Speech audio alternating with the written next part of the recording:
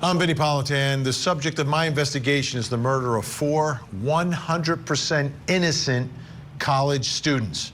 They're known as the Idaho 4, but are remembered as great kids with bright futures who were taken by an act of evil. Here's the story. In the pre-dawn darkness of November 13th, 2022, the tranquil town of Moscow, Idaho was shattered by the brutal slaying of 4 University of Idaho students.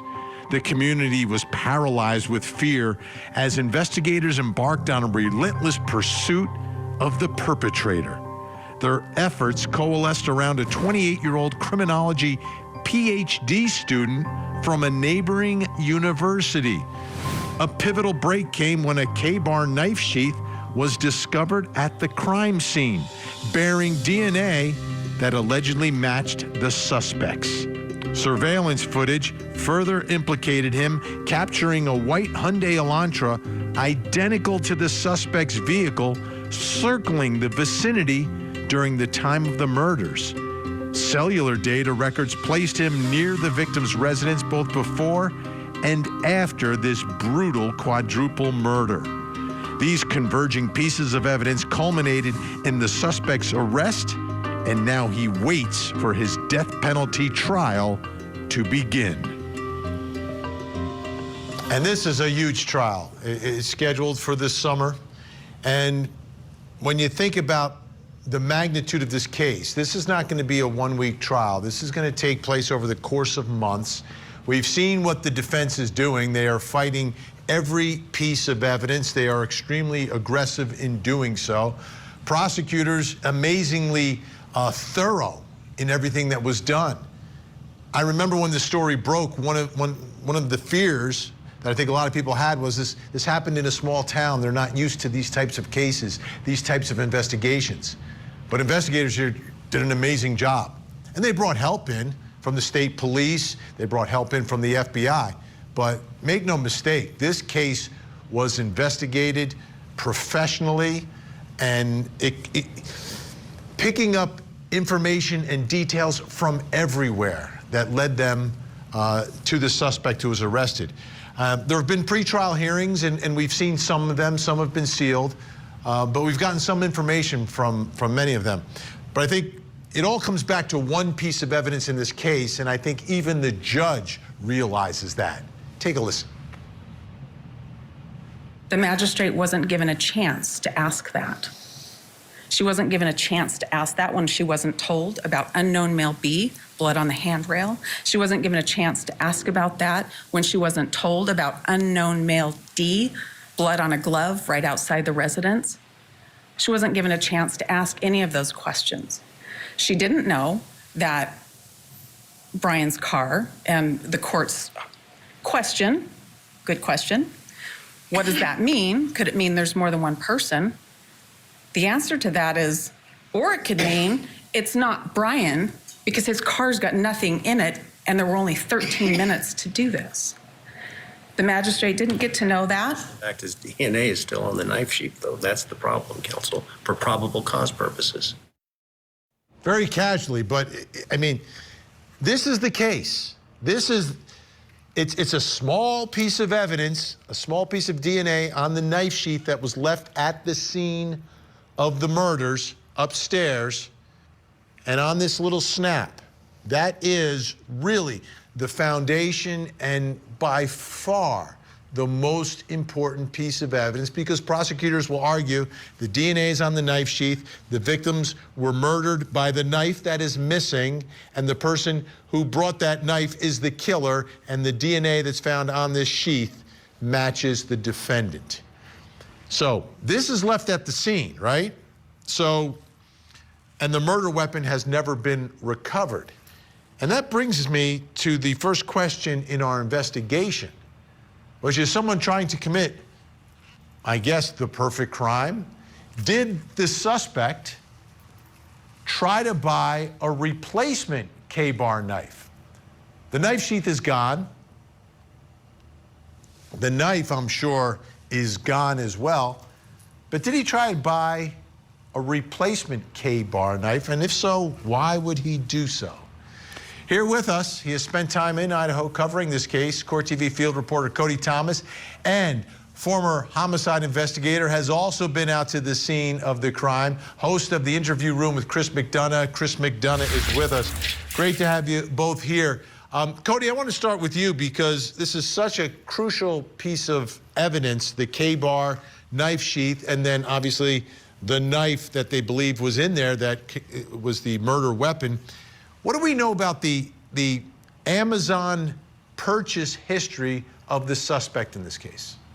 Well, Vinnie, the prosecution has filed a response to a defense motion to exclude that Amazon purchase history and what they call, quote, click history. Now, in the state's response, they say they have evidence of Bryan Kohberger purchasing from his Amazon account a K-bar knife, the sheath, and a sharpener between March 20th and 30th of 2022, which is about 8 months before those murders occurred. Now, the defense, again, wants to exclude that Amazon click evidence because they say that it's irrelevant and that the prosecution is cherry-picking the evidence, trying to make an effort to just make Bryan Kohberger the guy. And the defense also says that the Amazon account is also shared between Bryan Kohberger and his family. But nonetheless, the state made this filing, and they talk about the click history before the murders. And it says in part, a K-bar knife sheath with a USMC logo was found next to one of the victims at 1122 King Road.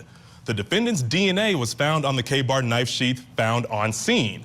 Applying the test for relevancy first, Kohberger's click activity, which shows a purchase of a K-bar knife and sheath before the homicides, makes it more probable than it would be without the evidence that the K-bar knife sheath found at the crime scene was Bryan Kohberger's.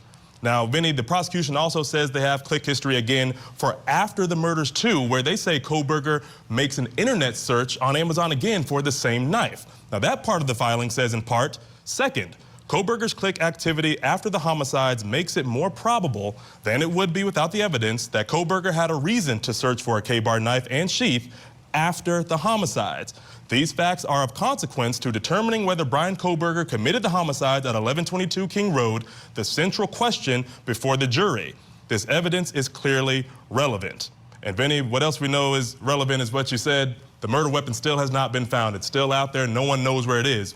But what detectives did do is that they got a search warrant for this Amazon data. And we'll bring a portion of that warrant up on the screen here right now. Now, that warrant shows 2 Amazon standard identification numbers, or ASINs.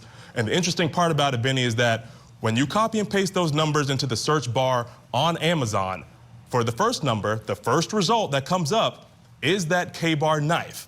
And for the second number, the sheath comes up when you put those ASINs into Amazon. And all of this is according to the prosecution, and they're filing to the defense's response to get rid or exclude that Amazon click history. All right, Chris McDonough, let's put these pieces together and try to figure out the significance of it and why he may have allegedly done this. Well, the purchase of the knife ahead of time, obvious reason would be to commit the murders, right? That would be the argument. What are your thoughts here about the subsequent search history to perhaps purchase another knife sheath? You know, Vinnie, it's really interesting what Cody was saying. I mean, the first part obviously will show us maybe his state of mind, right? Malice aforethought. But then post-homicide, that may show a jury, if it's presented in the court trial, that he was actually aware that the knife sheath potentially was left behind. And maybe he's trying to cover his tracks through that second search parameter. So a situation where just in case they track him down, just in case he's the one that gets accused of this, all of a sudden he's got, well, listen, here's my knife sheath. I didn't lose a knife sheath here. It's interesting, though, when you talk about the level of sophistication, right? I mean, I cover these trials, Chris, all the time, so I know whatever you do on a phone, whatever you do on a computer, whatever you do in contacting they're going to find it. There's no way around it. So I'm wondering what the the level of sophistication that this criminology student, PhD, has about actual real investigations? Well, you know, that's a great question, because remember, he was the one that stepped forward to volunteer on how to train law enforcement in relationship to, you know, technology issues. So, you know, is he thinking ahead of the investigators, not only pre-incident, but post-incident? It appears at this point, if he's our guy, that they're going to present that evidence before a jury and, you know, kind of show, well, why would somebody go through all of these efforts if, in fact, that wasn't his knife sheath? Now, here's the other thing, right, Chris? Like, if the murder weapon itself has never been recovered, if he gets just a knife sheath, then he would retain the murder weapon if he's the guy that did it. If he bought the whole set, then it could just replace the K-bar knife and sheath that he had before. What are your thoughts there? Yeah, it's a classic bait and switch, right? It's not it wasn't mine in the first place. Like you said a moment ago, hey, we've got this one here, let me show you this. And by the way, I don't know what you're talking about. That would be the role. That's how that thing would probably play out. And Cody, is it clear from the court filings, right? We're getting limited information. That's just, you know, whatever the attorneys are putting in their motion papers. But is it clear whether he was looking for just a sheath or the sheath and the knife? It says that he was looking for just the knife, Vinnie, not to replace the sheath. He was looking strictly for that K-bar knife again. And again, we know the original alleged murder weapon still has not been found. But according to those filings, it was just the knife. What are your thoughts, Chris, about where the murder weapon could be? And do you think there's any chance that, I don't think there's any chance that he retained it, if he's the guy, right? That he retained it in any place that it could be easily found. I mean, he had miles and miles of driving around where he could have gotten rid of this thing. Yeah, and you know, remember earlier when Cody had been out there driving around, he crossed over, I'm sure, the Snake River, which is a huge river in Idaho. And there's evidence that Kohberger also crossed that same bridge to go to some of those shopping centers on the other side post-homicide. So there's always the possibility, and this is just speculation, of course, but there's always the possibility that that knife's in the river somewhere. All right, guests are staying with us. Coming up next, did the suspect try to cover his digital tracks? So we are still looking for all pieces of evidence, but we are still looking for the weapon. And I will say that we have found an Elantra.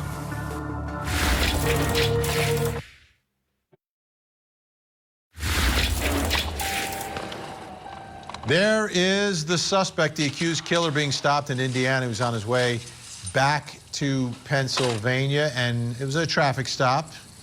And he's in the car with his father. But it's that white Elantra, the white Elantra that was caught on video near the scene of the crime. It was a big piece of evidence in the case, and when all this started, we thought that was going to be the biggest, right? The Elantra. You could track the suspect through the car. Then we have the DNA.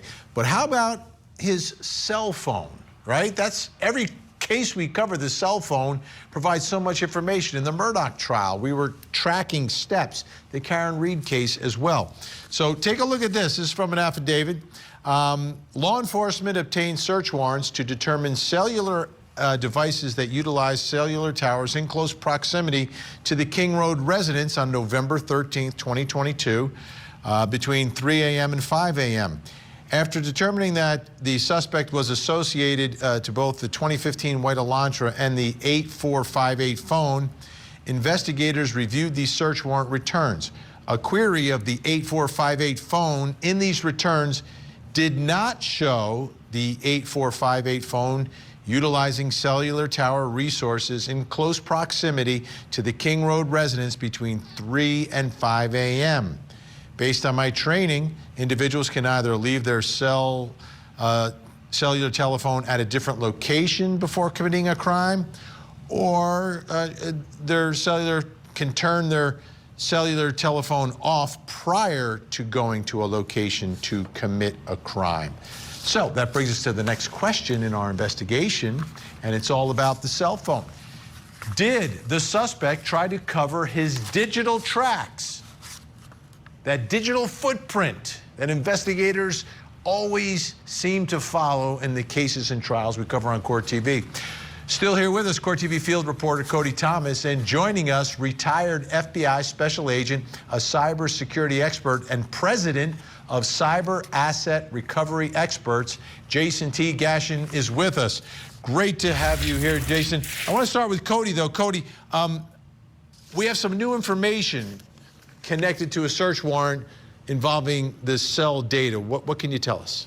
Absolutely, Vinny. And this new information comes from a state's response to a defense motion to suppress some of this digital and cellular data. Now, in that response, it says that, quote, search warrant affidavits provided an extensive explanation as to how the defendant was connected to the homicides, how each email account, phone number, and IMEI, which is a number that identifies a cell phone, are at issue in the warrants that were discovered, how they were linked to the defendant, and why the Google data associated therewith could produce evidence of the homicide. The investigation revealed a recovery email of YEWSIMEIGHM@gmail.com and showed a login had occurred on that account at 4:49 a.m. on November 13th, 2022, soon after the homicide occurred through what was likely a VPN server.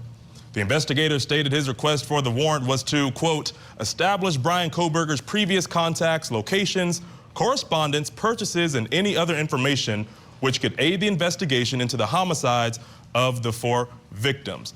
Now, Vinny, that plot point, that time point of 4:49 is excruciatingly important because, again, during that window of 3 to 5 a.m. approximately when the murders occurred, Kohberger's phone was off at a different location, whatever it was, but now they're saying that he might have made a search around 4:49, which kind of fits that 3 to 5 window on a VPN server. Okay, Jason, let me ask you. Let's start first with VPN.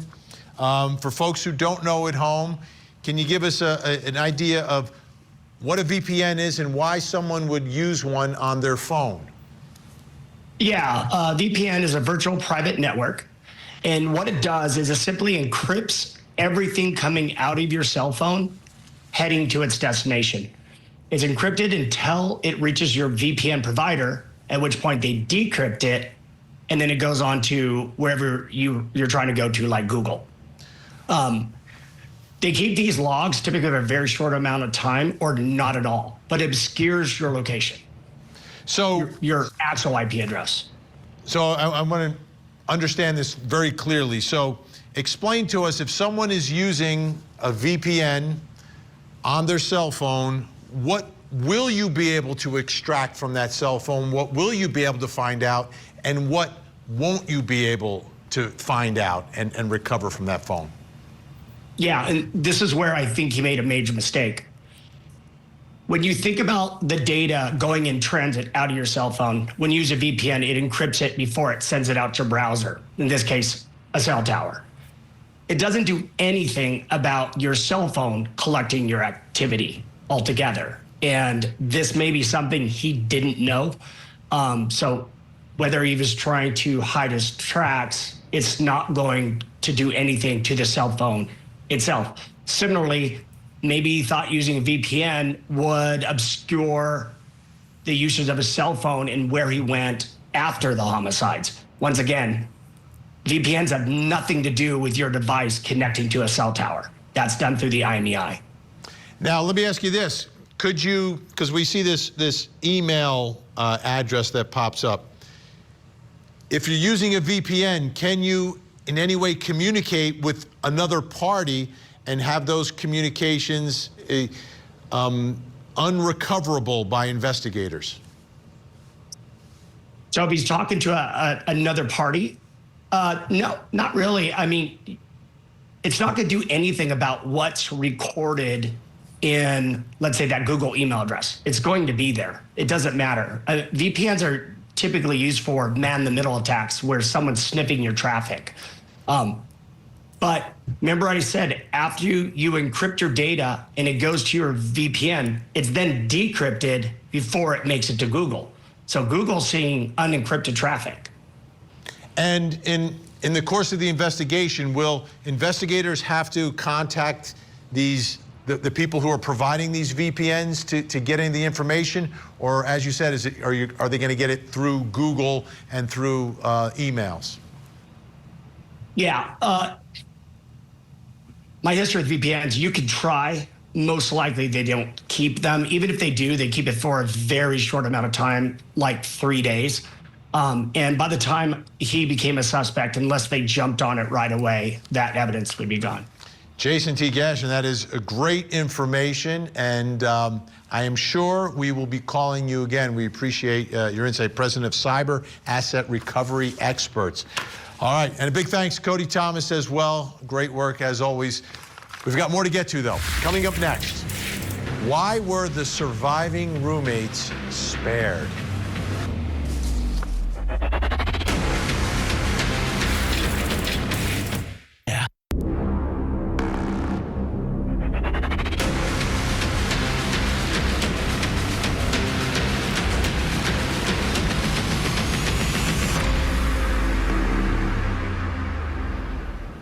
I'm Vinnie Politan. We continue our investigation of the murders of 4 University of Idaho students.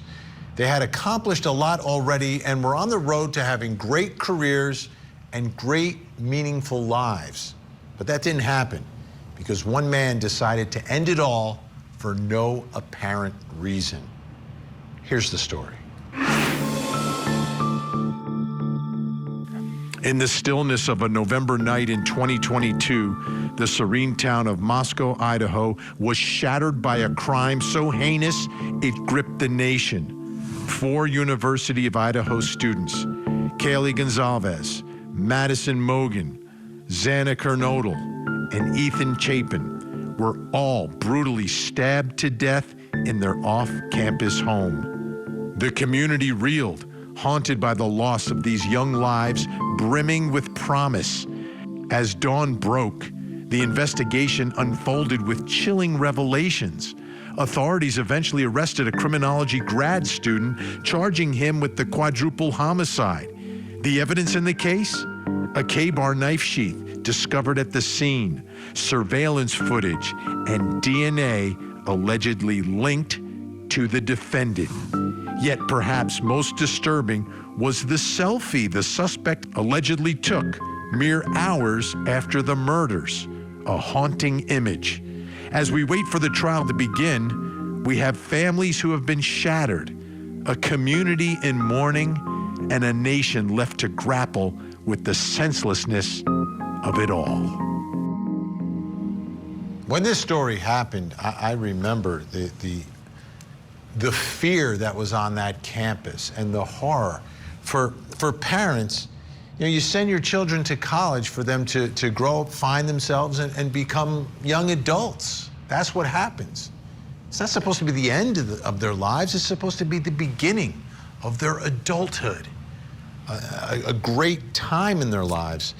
Now, the brutality of what happened in there, we haven't seen evidence photos inside yet, but we have heard now the 911 call that was made. And I think as you listen to it, I'm going to play it in just a second. As you listen to it, I think you understand the gravity of everything that was happening and how difficult this was for these young folks, young men, young women, to make sense of what had happened here. So let's take a listen to the 911 call. 911 location of your emergency. Something is happening. Something happened in our house. We don't know what. What is the address of the emergency? 1122.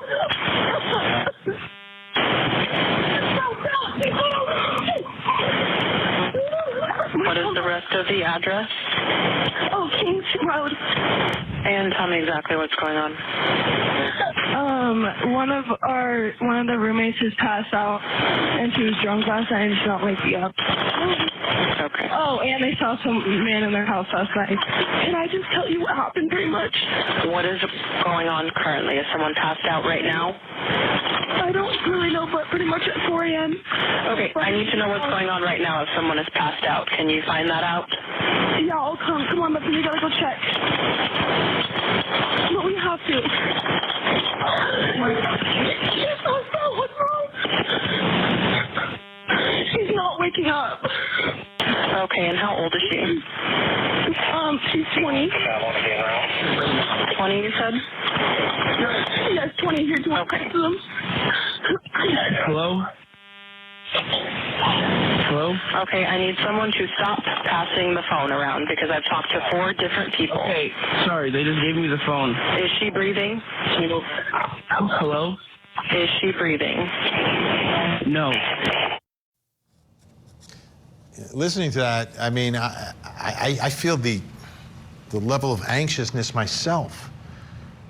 Because I'm envisioning what's happening with as everyone is there trying to make sense of this scene and trying to understand it. And one of the voices you hear in that 911 call is one of the roommates, Dylan.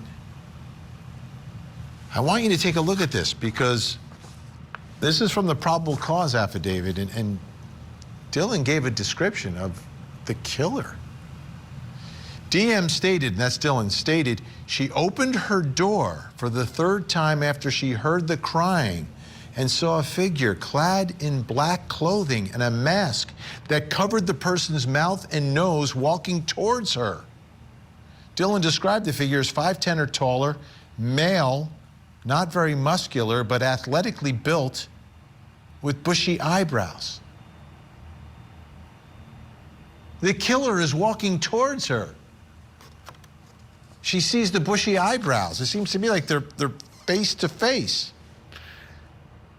Another one of her roommates, Bethany, is there in the home down on the bottom floor where no murders took place. And there's text messages between the two of them. Dylan, I'm freaking out right now. No, it's like a ski mask almost. Bethany, actually, like he had something over his head and mouth. I'm not kidding, I'm so freaked out. Bethany, come to my room, run down here. There were 2 more roommates in that house. 4 lives were taken, but 2 weren't. One of whom seemingly was face to face with the killer on his way out. Brings me to the next question in our investigation. Why were the surviving roommates spared? Thank goodness they were. But why? Why? Joining us, clinical and forensic psychologist, research expert on violent crime, and author of The New Evil, Dr. Gary Brucato is with us, and former homicide investigator, host of The Interview Room with Chris McDonough. Chris McDonough is with us. Dr. Gary Brucato, what are your thoughts here about why the killer didn't go after one roommate who seemingly is face to face with him at some point, and a second roommate who was downstairs in his home? Well, it's a little complicated because we still don't know the motive for the killing itself, which is essential for us to make sense out of any steps that happened during the commission of the offense. But in general terms, what I would say is we have to think in 2 buckets. One is the kind of what's going on circumstantially in the moment, how one acts. Dr. Gary Brucato, we're having a little bit of trouble with your audio. It's starting to fade on us. We can't hear you. You don't hear me at all? I hear now. Now I hear you clear. Go ahead, continue. Okay. Okay. But part of the problem we have is that we don't know the motive for the crime itself. But what I would say is, in general terms, whenever we're trying to figure out some aspect of what somebody does during an offense, we want to think in 2 buckets. One is, what is it that happens because of the circumstances and under the pressure of the circumstance? And the other is, what might be the psychological, unconscious significance of something? On the level of just what happened circumstantially in the situation, what I think is, this is probably somebody who went in with a very different plan perhaps, for example, to target one individual. And there was some kind of intel failure where he was probably surprised to discover a whole slew of people there and wound up just to sort of get out of the situation, doing things that were not part of a preconceived fantasy or plan. And I think that what happens is when somebody commits a mass murder, it is an extremely adrenally exhausting process. And I think what probably happened to whoever did this is they were completely drained, exhausted, and overwhelmed, and just sort of, had underestimated everything that was going to go on in that situation. The other thing, of course, is that if Kohberger is guilty, he had talked online about being someone who had dissociative experiences, who would sort of blip out of reality under pressure. And I think there could have been some of that. From a psychological perspective, what I think is interesting to think about is that this is somebody who might have seen himself as a kind of arbiter of who lives and who dies, of that feeling of power, that godlike feeling that comes with, I could stroll out of here or I could kill you. And so I think that you have a combination of things going on, some of which I think resulted from the chaos of what was probably an unexpected scene, some that had to do with the same thing that would have made him leave the sheath, that overwhelming dissociative thing, just wanting to get out of there. And then that kind of unconscious thing of, I decided you live. Chris McDonough, what are your thoughts? Well, to dovetail into what Dr. Brocado's talking about, I think we have to, from an investigative analysis side of this thing, look at this as if the whole house was the target, right? Meaning there are 5 girls living in a sorority house type of situation, meaning they're all sharing apartments together, but there's one primary target, what Dr. Brocado's saying, and that's why he goes up to the 3rd floor. And something interrupts his fantasy here. And I think he was not anticipating Ethan being part of the equation here.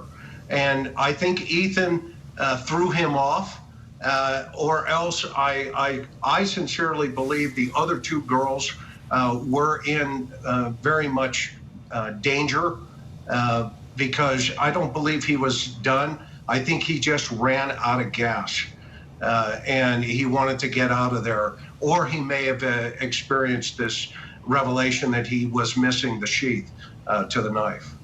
All right, Chris McDonough, Dr. Gary Brocato staying with us. We've got more to get to. When we come back, we're going to ask the question, why did he take the selfie? It impacted a lot of people on campus. Yeah, most people try to not bring it up because it's a sad subject to bring up.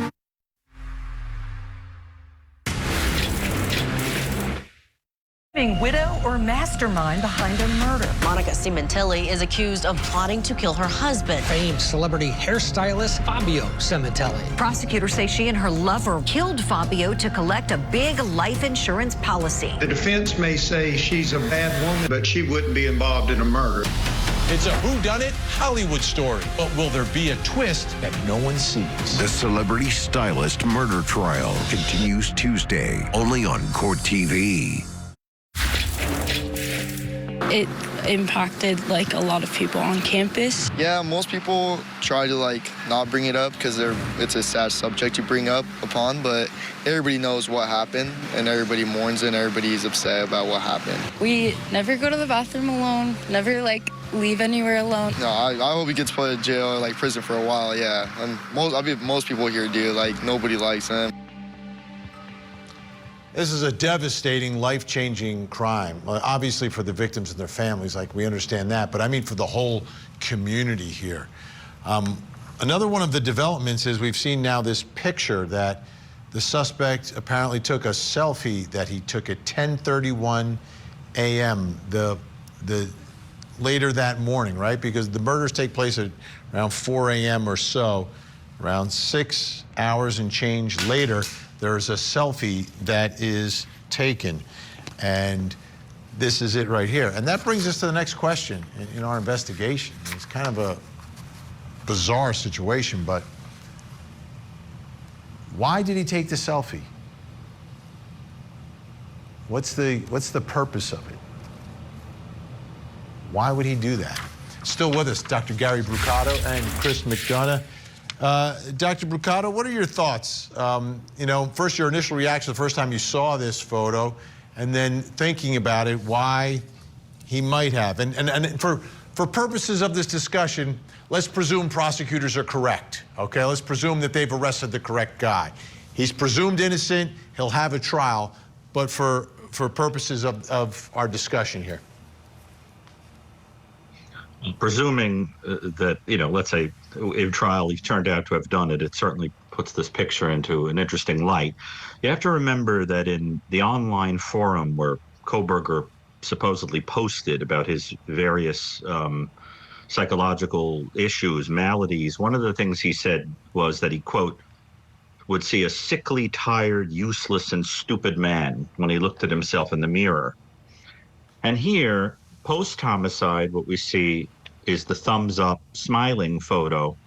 And what you really start to get the sense of is that if he did this, that suddenly all of that deadness and all of those terrible things he felt about himself and all of that emptiness were resolved by whatever it is that was played out during this act of homicide. Whatever playing field was leveled, whatever kind of sense of virility or power or dominance or whatever he achieved through this suddenly makes him happy. And I have to tell you that as somebody who extensively studies both mass murderers and serial killers, that, you know, this is something that you see in people who commit serial homicides, repetitive homicides with breaks between, you know, cooling off periods, is that they talk about that terrible feeling of emptiness and deadness that can only be filled with going out and filling the void by committing this sort of act. Whether there's a sexual component or just the violence or whatever, it makes them feel like a somebody whenever they're knocked off a pedestal. And so what you expect in those kind of people is that before the homicide,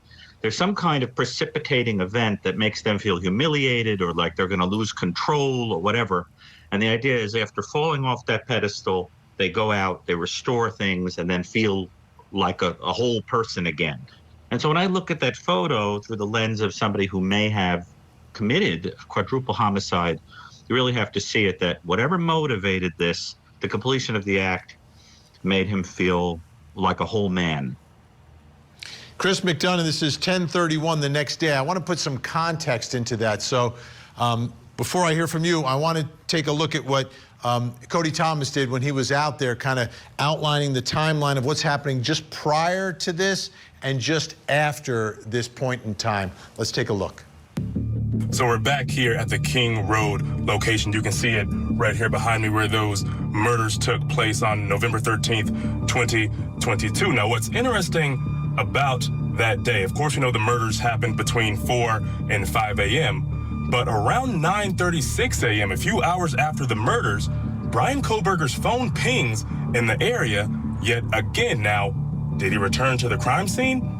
We don't know. That has yet to come out. We'll learn those details, of course, during the trial. But he also went to a few more out-of-the-way places of his apartment and this location about 45 minutes away. So we're going to go check some of those places out right now that he went that same day, later that afternoon, after 12:30, going into the evening around 5 p.m. So let's go check some of those places out. Now, according to the probable cause affidavit, surveillance video from this U.S. chef store here in Clarkston, Washington, picked up the white Elantra passing by this Kate's Cup of Joe espresso stand. It's also consistent with where his phone was pinging here in Clarkston at the time. It happened around 12:36, the same day of the murders, and he also showed up at another spot just up the road, also here in Clarkston, which is about 45 minutes away from his apartment and about 50 minutes away from the location on King Road where the murders took place. Around 12:46, the same day of the killings, Kohberger's phone pings